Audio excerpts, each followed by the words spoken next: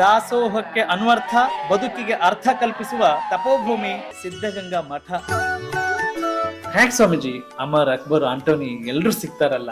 ಇದೆಲ್ಲರೂ ಬರ್ತಾರೆ, ಎಲ್ಲರಿಗೂ ಬಾಗ್ಲಿದೆ. ಯಾವಾಗ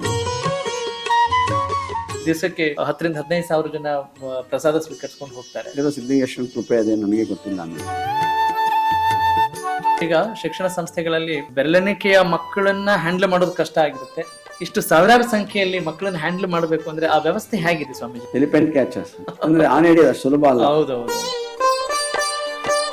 ಎಲ್ಲ ಶಿಕ್ಷಣ ಸಂಸ್ಥೆಗಳಿಗೂ ಇಂಥ ನಿಯಮ ಅಂತ ಇರುತ್ತೆ ಸ್ವಾಮೀಜಿ, ಮಕ್ಕಳನ್ನ ಆಯ್ಕೆ ಮಾಡ್ಕೊಳ್ಳುವಾಗ, ಸೇರಿಸ್ಕೊಳ್ಳುವಾಗ. ಇಲ್ಲಿ ಯಾವ ಮಾನದಂಡಗಳನ್ನ?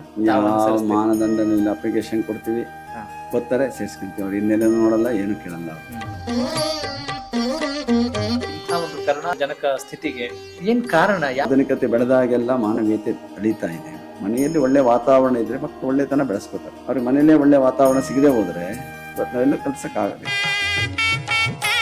ನಾವಂತೂ ತುಂಬಾ ಕಷ್ಟಪಡ್ತಿದೀವಿ, ಮಕ್ಕಳು ಹಾಕಿ ಪಡಬಾರ್ದು ಅನ್ನೋ ಒಂದು ವಿಚಾರ. ಮಕ್ಕಳಿಗೆ ಇವತ್ತು ನೋಡಿ, ತಂದೆ ತಾಯಿಗಳ ಕಷ್ಟ ಮಕ್ಕಳಿಗೆ ಅರಿವಾಗಬೇಕು.